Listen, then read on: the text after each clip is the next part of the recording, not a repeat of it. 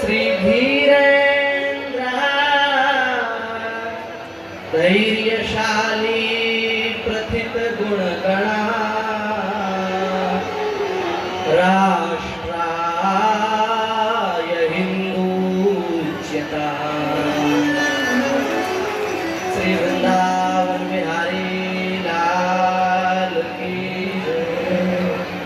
मंचस्थ सभी संत विद्वजनों के चरणों में बारंबार प्रणाम करते हुए एवं व्यासपीठ पर समासीन परम श्रद्धेय मान्य मदान्य सुरभारती सुरभितांतःकरण संपन्न जिनकी नूतना नवनवस्पंदिनी चेतना शास्त्र के अनंत व्योम में निरंतर प्रभावन करती है, जिनकी वाणी सहज रूप से संपूर्ण संसार को मुग्ध कर लेती है, जो अपने अशेष सौख्यशीला क्लेश पीला ललित लीला भगवत शोषक कौमुदी काल ज्ञान विशद द्वारा ज्वलधिवलय शमनी परमानंदमयी अमृत वर्षणी वाणी से संपूर्ण भूमंडल को मुग्ध कर लेते हैं, मोहित कर लेते हैं।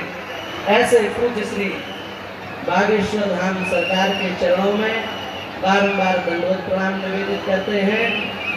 श्री ठाकुर जी की हम सबके ऊपर अहित की विशेष कृपा करना है, जो हम सभी लोगों को मानव जीवन का सर्वोत्कृष्ट फल सत्संग लाभ प्राप्त हो रहा है।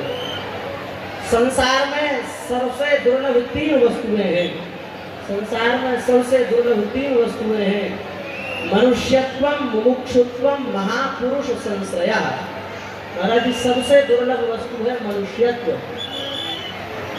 श्री गोस्वामी तुलसीदास जी महाराज रामचरितमानस में कह रहे हैं, कब हो करी करुणा नर देहि, कब हो करी करुणा नर देहि, देत ईस दीनु हेतु सनेहि,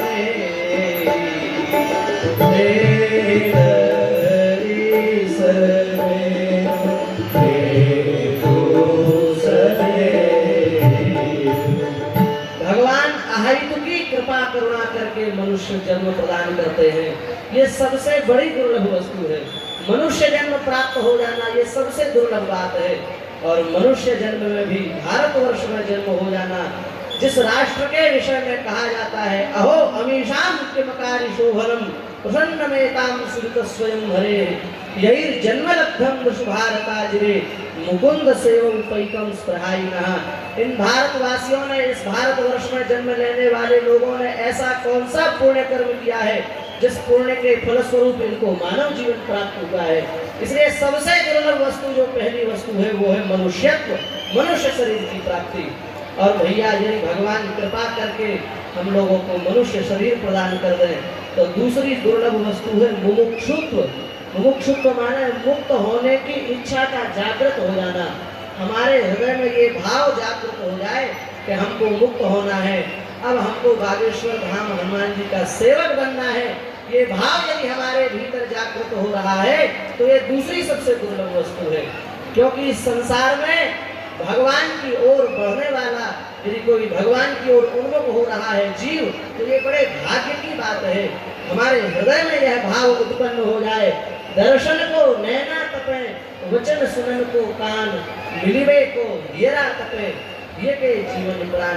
हे नाथ, आपकी वाणी सुनने के लिए हमारे कान व्याकुल हो रहे हैं, आपका दर्शन करने के लिए हमारे नेत्र व्याकुल हो रहे हैं, आपसे मिलने के लिए हमारा हृदय जला जा रहा है। हे नाथ, अब तो दर्शन दो, अब तो कृपा करो। इसी का नाम है मुमुक्षुत्व। ये मुमुक्षुत्व हमारे हृदय में जागृत हो जाए, ये दूसरी दुर्लभ वस्तु है। और मान लो भगवान कृपा करके मनुष्यत्व भी प्रदान कर दे, भगवान कृपा करके मुमुक्षुत्व भी प्रदान कर दे, तो तीसरी सबसे दुर्लभ वस्तु है महापुरुष संश्रया, महत्पुरुष का आश्रय। बोले महत्पुरुष किसे कहते हैं? श्रीमद् भागवत के पंचम स्कंद में श्री ऋषभदेव जी महाराज महत्पुरुष की परिभाषा को प्रस्तुत कर रहे हैं। महत्सेवा द्वारमाहुर विमुक्ते तमो द्वारम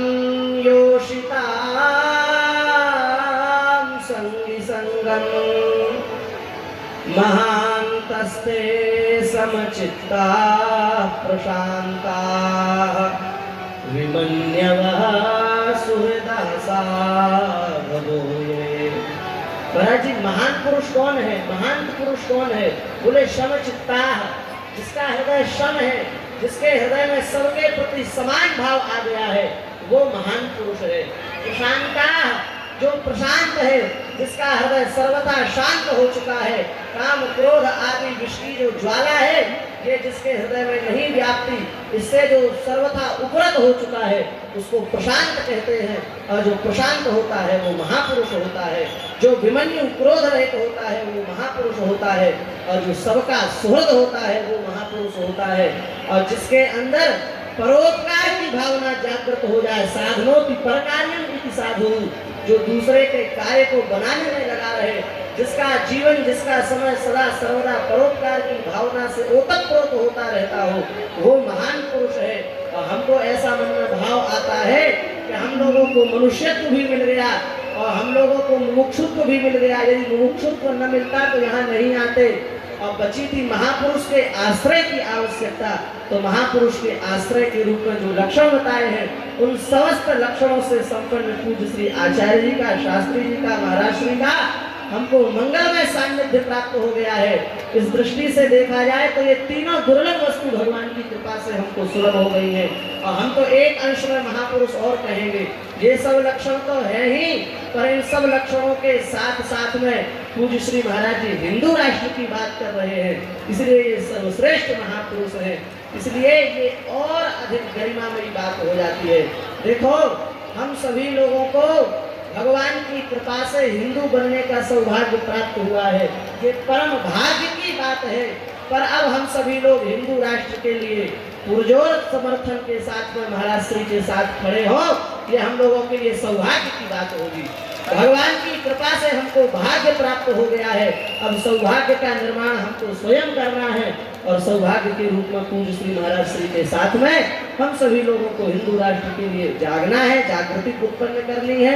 इसी भावना के साथ में समस्त मंच पर समासीन विद्वानों के चरणों में, मान्य मदान्य पुरुषों के चरणों में बारंबार प्रणाम करते हुए, आप सबके हृदय में भी विराजमान श्री ठाकुर जी को प्रणाम करते हुए, परम मान्य सम्माननीय व्यासपीठ को प्रणाम करते हुए हम अपनी वाणी को श्री ठाकुर जी के चरणों में समर्पित करते हैं।